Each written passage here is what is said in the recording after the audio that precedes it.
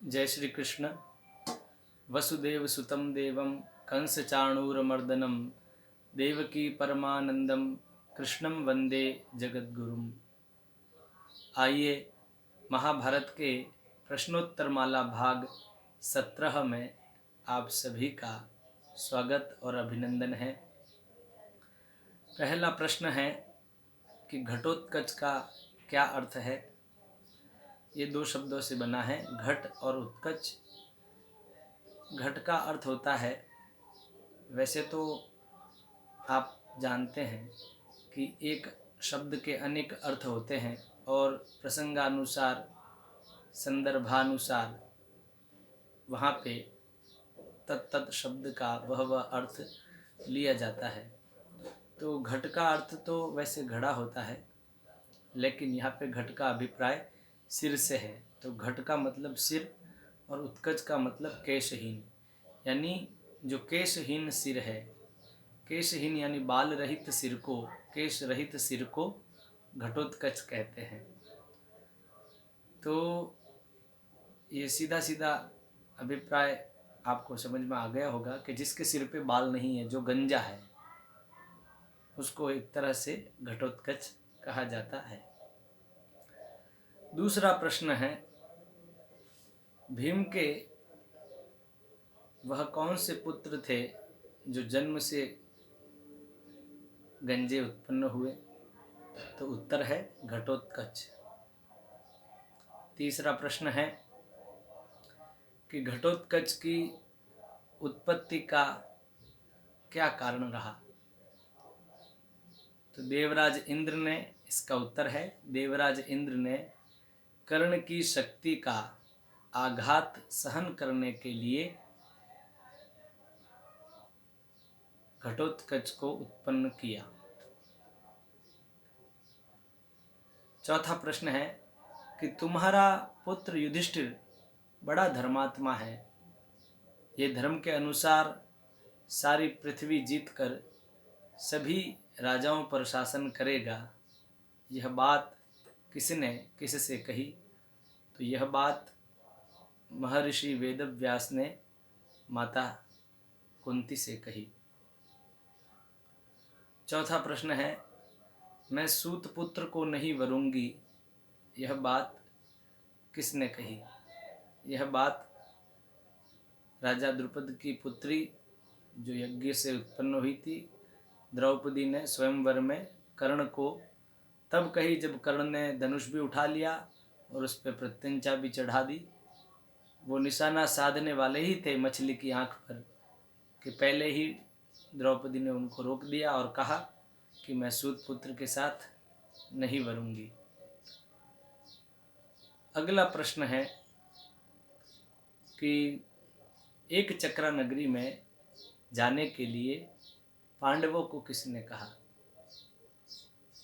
तो इसका उत्तर है महर्षि वेदव्यास ने पांडवों को एक चक्रा नगरी के अंदर जाकर रहने के लिए कहा।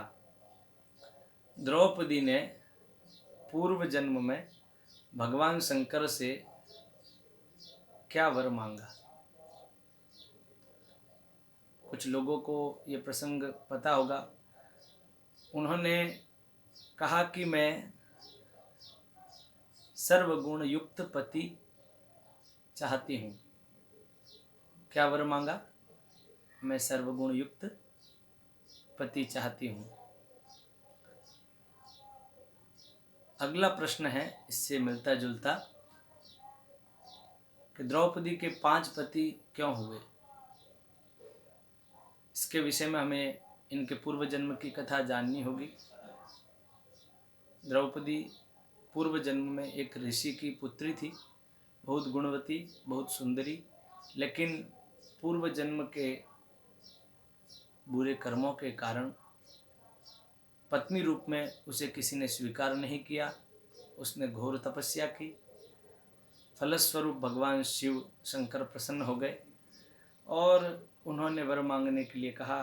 तो भगवान शिव ने जैसे ही वर मांगने के लिए द्रौपदी से कहा, तो द्रौपदी मतलब जो द्रौपदी पूर्व जन्म में थी, द्रौपदी के माध्यम से आपको समझ में अच्छे से आएगा। जो सुंदरी कन्या पूर्व जन्म में द्रौपदी थी, तो उस कन्या ने कहा भगवान मैं सर्वगुण युक्त पति चाहती हूँ।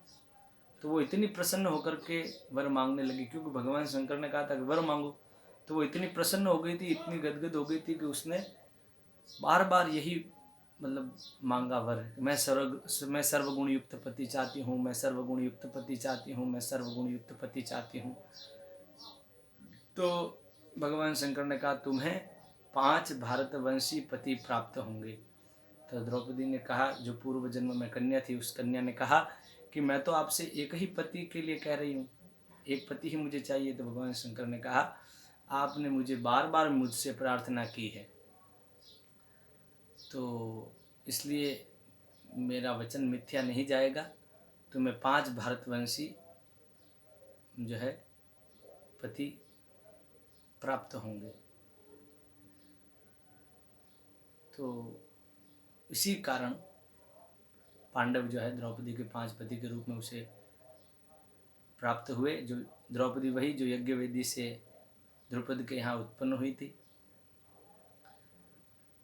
एक बार मांगती वरदान के प्रभु मुझे सर्वगुण युक्त पति मैं चाहती हूँ, तो संभव है एक ही पति उनको मिलता, लेकिन एक ही बात को उन्होंने बार बार 5 बार कह दिया, 5 बार प्रार्थना कर दी, मैं सर्वगुण युक्त पति चाहती हूँ, मैं सर्वगुण युक्त पति चाहती हूँ, मैं सर्वगुण युक्त पति चाहती हूँ, मैं सर्वगुण युक्त पति चाहती हूँ, मैं सर्वगुण युक्त पति चाहती हूँ। इस प्रकार 5 बार कहने से उन्हें 5 भरतवंशी पति के रूप में मिलेंगे, ये बात शंकर भगवान ने कही। आज के लिए इतना ही, मिलते हैं अगले भाग में। जय श्री कृष्ण।